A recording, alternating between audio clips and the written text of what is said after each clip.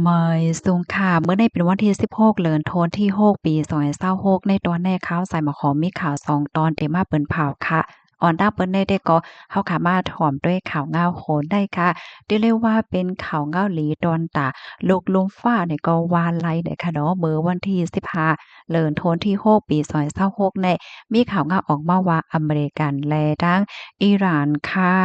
ไล่อบโอ้กันเสียก็ตกลงไล่ใจกันยาวในค่ะเนาะเปิดตาคึดตึก ปางตึกอันเป็นไว้อยู่ดีปอดวันออกกลางในขณะอันมีมาเข้าตั้งเป็นละลายเลินในเนาะลองตั้งไล่โหยอยมันเป็นหื้อในเฮาค่ะมาหับถอมด้วยกว่าเป็นตอนค่ะตอนที่1ค่ะลวงปืนเผาปยกโก้นอันอยู่ในเกกลางเหวกอจอยเกี่ยวปันอยู่ดีจอมพ่องหลงเซบาสซาริฟค่ะเป็นจอมพ่องหลงเมืองปากีสถานค่ะในฐานะก้นกลางอันจอยอบโอ้เปิดตาแกลิดปัญหาปฏิคัดในปอกกำในโคมป้าถึง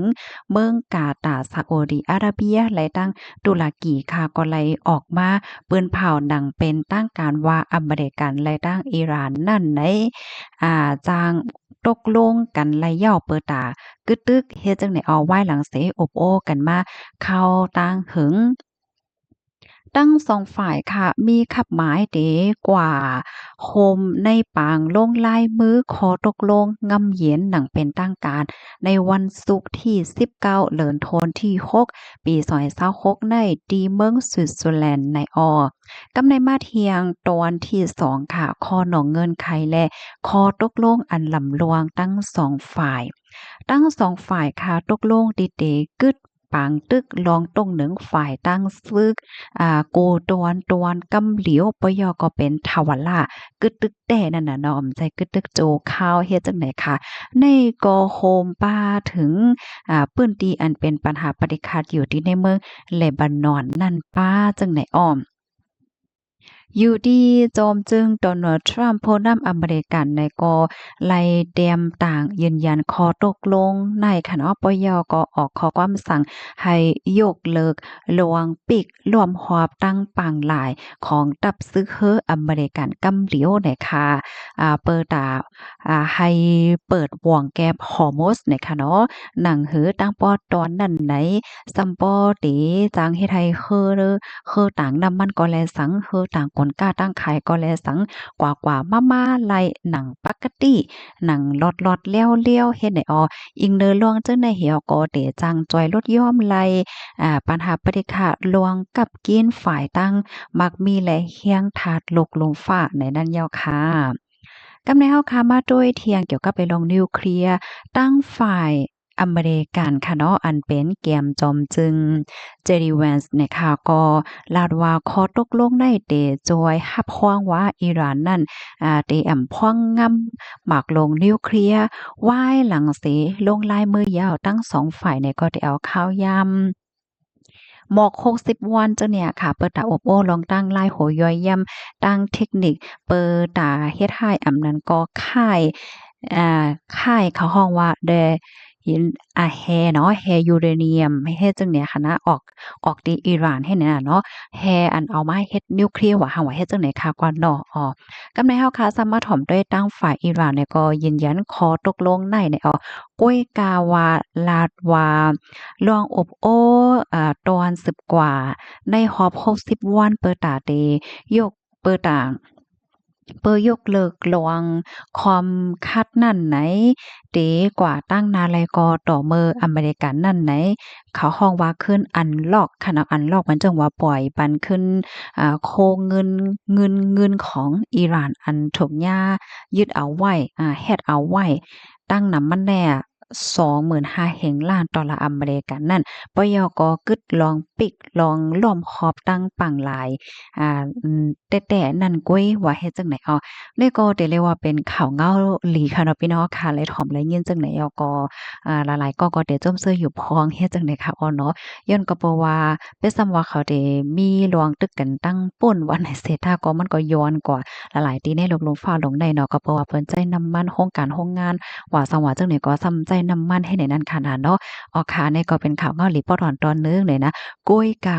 กาตั้งฝ่ายผู้ค้นคว้าเขาได้ก็ว่าอย่าเป็นแนดเลียใจแห้งหนาป่นตีเนี่ยค่ะว่าอันลีฟางอันที่เตียจังเป็นในซ้ำไหน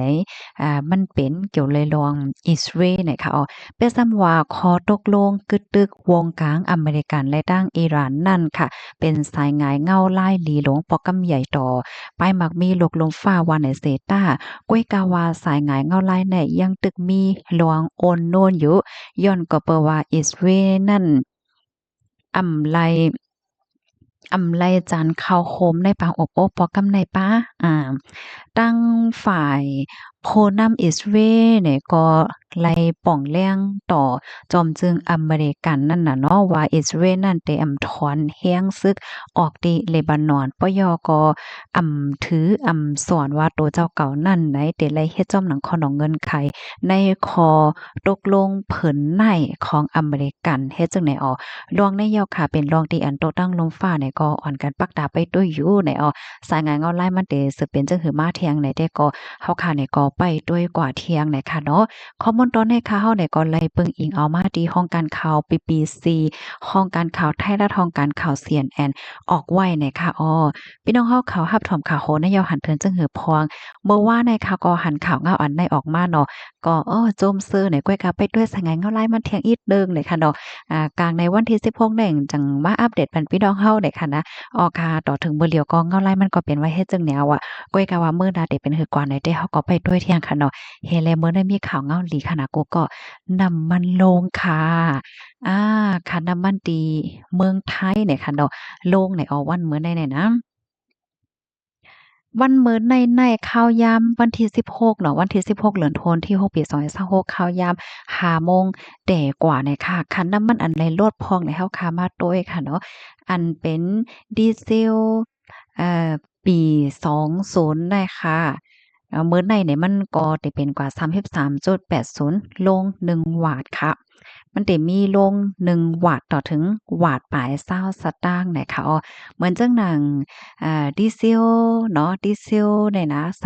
39.80เหี่ยวก็ได้เย็นกว่าเป็น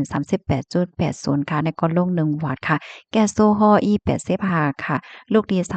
33.24เสียวก็เป็นมา32.04อันในลง1วัตต์ปลาย20สตางค์ค่ะแก๊สโซฮอล์อี20ก็ลูกดี37.30เหี่ยวก็ลงเป็น36.10อันในก็ลง1วัตต์ปลาย20เนาะแก๊สโซฮอล์91ลูกดี41จุด 93เสียอก็ยินเป็นกว่า40.73ลง1วัตต์ไป20สตางค์ในแก๊สโซฮอล์เก่าหาลูกที่42.30เหี่ยวก็ลงเป็น41.10อันนี้ก็ลง1วัตต์ไป20สตางค์ค่ะเบนซิน51.9ค่ะเนาะก็ยินเป็น50.69อันนี้ก็ลง1วัตต์ไป20สตางค์ค่ะ เดเลยว่าเดเลยว่าลงนำอยู่ค่ะเนาะพี่น้องเนาะมันเจิงว่าเพราะว่าพี่น้องเขาซื้อ10ลิตรเนี่ยก็10บาทแล้วค่ะเนาะค่ะนี่ก็เป็นข่าวเกาหลีปอถอนตอนหนึ่งเนี่ยค่ะนะคอมมอนตอนได้ค่ะเฮาเนี่ยก็ไล่เบิ่งอิงเอามาดีห้องการสื่อข่าวไทยรัฐต่างไว้เนี่ยค่ะอ้อที่อันพี่น้องเฮาเขาค่ะอยู่ค่ะโลเป็นจึงหือพวงเนี่ยค่ะเนาะที่เมืองเฮาค่ะโลจ่องสายงายงอนไลน์น้ำมันเต็นโลงว่า2ว่าจังไหนจ่องมีค่ะ ก็สืบไปด้วยกว่าเที่ยงในค่ะน้องเงาไล่ลกได้ก็เป็นไว้จังไหนเย้าค่ะย้อนนำข่าวข้อมูลตอนในค่ะเลยปีมาที่ห้องการข่าวสดต่างไว้ในค่ะอ้อเมยสูงค่ะ